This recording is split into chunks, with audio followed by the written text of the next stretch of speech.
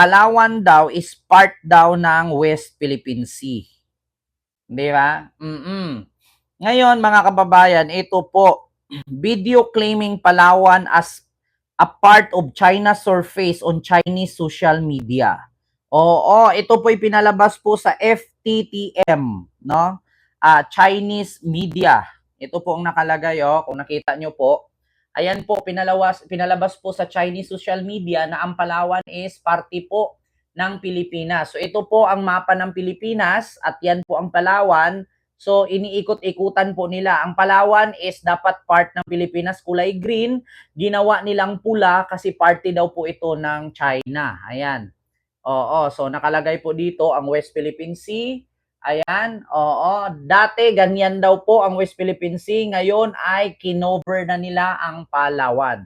Ulitin po natin ha mga kababayan. Dati ganyan. Ngayon, dito naman, dati ganyan. Ang Palawan ay kinover at kinain na po no, ng China ang lugar ng Palawan at kiniklaim nila sa 9-10 tawag dito, line ang tawag. Most Corrupt Person Award kay Duterte daw. Oo, Philippine Territory. Noon, ito yan. Kung nakita nyo po, pag sinabi nyo Philippine Territory, ito po yung blue. Ito po yung dagat ng Pilipinas. Pero, sa pagbabago nila, kinain na nila itong buntot na kung saan ang Palawan ay kinakain na nila. Liitan natin konti. Ayan. So, kung nakita nyo po, yan po ang Mindanao, nakakulay pula. At, ayan po ang nilabas sa social media ng China, ha? Ayan po, Mindanao po yan. Part daw po ng 25%. Davao. Part po daw dyan. Ayan, yan po ang minahan dyan, mga ginto. Di ba? Ang hanap buhay dyan sa Mindanao, mga gold. So, ang dito naman, sa Luzon at sa Visayas, hindi nila pinapakita, basta may gold dyan sa bandang Mindanao. Sabi ko sa inyo, Palawan, Mindanao, magkakatabi lang yan eh. Hindi ko alam, look how greedy those Chinese are. They are now planning to take over the whole Mindanao. They want to unify the whole Philippines by acting friendly, then claim the whole country. Diba? So yan yung pinapalabas nila ngayon sa kanilang Chinese social media na kung saan ay ang Mindanao daw ang pangunahing produkto or pinagkakitaang yaman dyan ay gulay at rubber at ginto, no? Mga gulay, kasangkapan, tapos rubber at ginto. Yan daw yung kauna-unahang produkto ng Mindanao. So, pag nakain nila ang Palawan, malapit na sila sa Mindanao. So, yan po. So, ngayon, mga kababayan, itong pinapalabas na black propaganda ng China na sakop at kasali daw sa kanilang kontinente ang Palawan, di ba? Inihaw-inihaw na naman ito. Wala tayong narinig mula sa statement ng Vice President, maskin kay Bato de la Rosa na naghahamo, nagigirahin ang China sa West Philippine Sea. Asan na ngayon yung mga PDP laban senador dyan? Si Sara Duterte, si Duterte. Lagi nating naririnig sa bunganga ni Digong, bangag si BBM, heroin, shabu, cocaine. Pero pagdating sa China, na bidyong pinakita nila at target nila ang Palawan, wala tayong narinig sa kanila. Bagkos, nakiparty pa si Sara sa Lantern Festival sa Makati. Instead na magbigay ng statement, no? Ang ginawa, naki-Lantern Festival pa ang lola nyo. Sa Makati. Ito po, panood ko sa inyo. Kung nakita nyo naman, ayan po, kinamayan po ni Inday ang mga panauhin sa China sa pamamagitan. Nag-speech pa siya sa harap. Tinutour pa siya dyan. May mga ano-ano daw, keme-kemerot. Parang mga gallery yung tinitignan nila. Nakita niya, nag-speech pa siya. Instead na sagutin niya ang mga issue, sabi ko nga sa inyo mga kababayan, kawawa ang Pilipinas. Pag hanggang sa ngayon, magiging tanga pa rin kayo at magpapaloko kayo sa mga nasa posisyon sa gobyerno na hawak sa liig ng China or tuta ng China. Instead na sagutin niya ang issue, nakiparty pa. Nakipunta pa doon sa Lantern Festival sa Makati. Diba? Sabi ko sa inyo, Noon, pag may narinig silang mga konting kaluskos, pinapadampot, katulad ng teacher, pinapadampot nila. Na nagsabi lang, sinong makapatay kay Duterte, bigyan ko 50 million. Pinapadampot, lumuhod, tinanggalan ng license bilang teacher. Samantalang ito, si Corimao, nagbanta, walang nangyari. Ang impeachment, speaking of impeachment, nadidili na. Nanganganib na ang Congress na baka yung ebidensya daw at ang kanilang testigo baka mawala. Nako. Kaya nga, papuntahin mo yan doon sa na putol na tulay ni Tatang Digong niya. Nako, Richard Lawig, parang wala ata yan. Di ba? Instead na sagutin niya ang patungkol sa nangyari at issue ngayon sa Palawan na pinapalabas sa social media ng China is part daw ng China ang Palawan, ay, di ba? Wala kang narinig na statement. Di ba? Pero pagdating sa mga pautog rally nila, putang inang pautog rally na yan, lagi nating naririnig, bangag, adik, heroin, cocaine, shabu. Yan yung lagi natin paulit-ulit na lang narinig.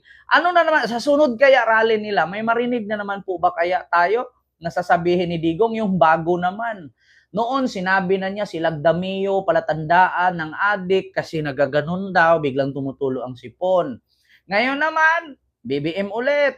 Ano na naman? Wala na bang bago? Tatay Fentanyl? Diggs? Mau Diggs? Wala. Panis na yan eh. Bago naman. Bago naman ang gawin ninyo. Paulit-ulit na lang yan ganyan. Si Bato nga, hindi lumusot yung kanyang style na, sinong matapang dyan? Tara, samahan niyo ako. Bibigyan ko kayo ng armas at bala para makipaggera tayo sa China. Ang sabi, tignan niyo si Bato ha. Makipaggera daw. Nako. Sa China. Yan, sabi niya dito, nako si Bato, makipaggera daw sa China. Sabi ni Mark Oliver, bakit hindi mo tirahin yung bilyon ang ninakaw? Patunayan mo muna na may ninakaw bago ko tirahin. Ito ang tirahin ko kasi pinatunayan na mai-impeach kasi may ninakaw. Alam niyo sa totoo lang kapag DDS hindi kayo mananalo sa akin. Alam niyo kung bakit? Sasabihin mo, bakit mo hindi tirahin yung nagnakaw ng bilyon? Patunayan mo na may ninakaw na bilyon. Kasi kung puro kayo hearsay, puro kayo kwento, puro kayo salita, walang mangyayari. Sabi nga ni Atty. Claire Castro, hanggat hindi mo patulan yung ka-fake newsan ni Duterte, manatiling maniwala ang mga bubong tao dyan. Hanggat hindi mo sagutin yung mga ka-fake newsan ni Digong, manatili na maraming DDS na mangmang ang maniniwala dyan. Kaya sagutin mo. Kada tirada nila, sagutin mo. Bakit? Bakit ano? Saan yun? Mark Oliver. Bakit hindi niyo kino-content ng mga vlogger ni Digong na si Digong ay inawardan ng 2017 the most corrupt president in the Philippines? Bakit walang content ng mga DDS dyan? Kasi kasiraan ni Digong. Hindi nila kino-content. Pag totoong balita, hindi ninyo kino-content. Pag faking balita, utang ina, nangunguna kayo ito na. Si Bato. Sabihin niyo, pro-China. Hinahamon ko na sila kung gusto nila. Bigyan ko sila ng baril at bala. Takihin natin yung mga nabubuli dyan sa West Philippines. What's the reason bakit yung people Pagkain ko kayo, willing ako magpapakamatay dyan sa West Philippines kung sabihin nila na pro-China ako. Willing ako magkipagira dyan sa West Philippines. Sabihin niyo, pro-China. Hinahamon ko na sila kung gusto nila. Bigyan ko sila ng baril at bala. Takihin natin yung mga nabubuli dyan sa West Philippines. Nahimik niya ba to? Puro ka lang salita. Wala kang batas na gawa sa Senado. Baril-barilan pa sa West Philippines ngayon, anong reaction mo? Anong statement mo ba to kung nanood ka sa akin? Maraming nanood sa akin ba to? Mag-1,000 na yan. Baka naman, pag hindi ka maglabas ng statement bukas, hindi ka iboboto ng mga nanood sa akin. Sayang. Bawat isang boto, wag mong sayangin. Hindi ka mananalo dyan. Anong statement mo? Patungkol sa China na inangkin nila ang Palawan at pinalabas sila sa social media sa kanila na sa kanila daw ang Palawan. Bakit hindi ka maglabas ng statement dyan at sabihin mong mali ang China? Bakit hindi mo sugurin doon sa West Philippines eh? Puro salita. Si Sara nga, instead na maglabas ng statement, ang ginawa niya. Eto. Ay, Diyos mio, Marimar. Yeah. Nakipag-festival pa. Ano? Yeah. Ma'am Ami Campbell, maraming salamat yung $20 super sticker. Thank you so much. Ayan Naki-festival pa, Lantern Festival pa sa Makati.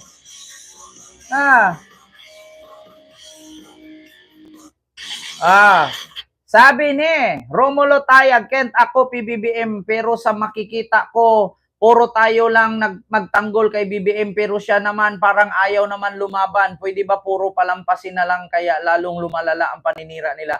Actually po si Romulo Tayag, ito nga unahin ko sa inyo gusto kong explain sa inyo kung bakit halos tayong mga nagtanggol kay BBM ay nagtanggol tayo. Ganito yan. Si BBM kasi at si Duterte, magkaiba po kasi ang kanilang ugali. Si Duterte kasi utak kriminal. Si BBM kasi utak para sa mamamayan. Sabi ko nga sa inyo, ang trabaho ng presidente hindi po nagbibilang kung ilang kaaway at ilang kanyang inimi na mapatumba. Ang trabaho ng isang presidente ay magbilang ka kung ilang buhay ang iyong nasalba. Hindi ka magbilang kung ilang kalaban ang napatumba o napatay mo. Ganun yun. Kaya magkaiba po ang ugali ng bawat tao. Maskin ako, Sir Romulo Tayag, ikaw pinagtanggol mo si BBM sa pamamagitan ng pag-comment mo at pagsuporta sa mga vlogger. Ako naman bilang isang vlogger, pinagtanggol ko si BBM sa pamamagitan ng paghayag ko at nakikita ang aking mukha. Mas delikado po ang aking ginagawa. Pero hanggat nasa tama po tayo, hindi po tayo matatakot magsabi ng katotohanan. Samantalang ang mga DDS vlogger nga, kahit fake news, di ba, pinapatuloy nila. Tayo pa kaya na may ebidensya naman. Diba? Wag po tayong mawalan ng pag-asa organa sa pagsuporta kay Pangulong Bongbong Marcos kasi nakikita po ninyo na tayo lang ang nagsasalita. May rights po si Pangulong Bongbong Marcos magsalita. Pero kung uunahin niya po ang mga tirada ng mga Duterte laban sa kanya, hindi po nakakatulong sa bayan yan. Sabi nga ni Pangulong Bongbong Marcos, kung uunahin natin yung impeachment na yan, bakit? Pag na-impeach ba si Sara, mayroon bang buhay ng Pilipino ang umaangat? Mayayaman ba ang mga taong naghihirap? Nagkakaroon ba na tag 10 sakong kilong bigas? Bawat pamilya kapag na-impeach si Sara, wala. Mas tugunan nating pansin ang problema sa ekonomiya, ang problema sa Pilipinas kaysa unahin natin yung walang kwenta. Do not waste your time. Yun ang sabi ni Pangulong Bongbong Marcos. So ito po ang ginawa ni Lustay. Instead na maglabas siya ng statement laban sa pinapakalat ng video ng China na sinakop at inangkin ang Palawan is part daw ng China, ay nagawa pa niyang pumunta at nakiparty sa Lantern Festival sa Makati.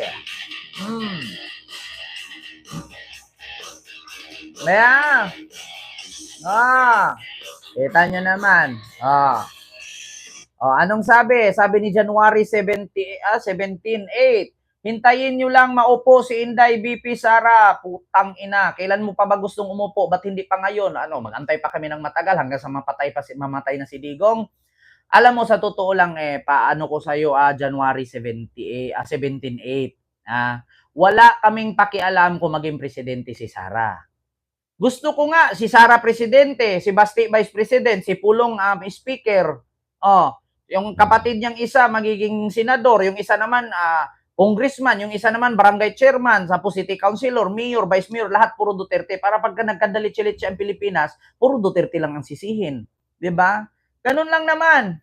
Alam mo, sa totoo lang, January 17:8, ito lang masasabi ko sa'yo. Wala naman akong pakialam at wala naman akong problema kung kanino ka sumuporta.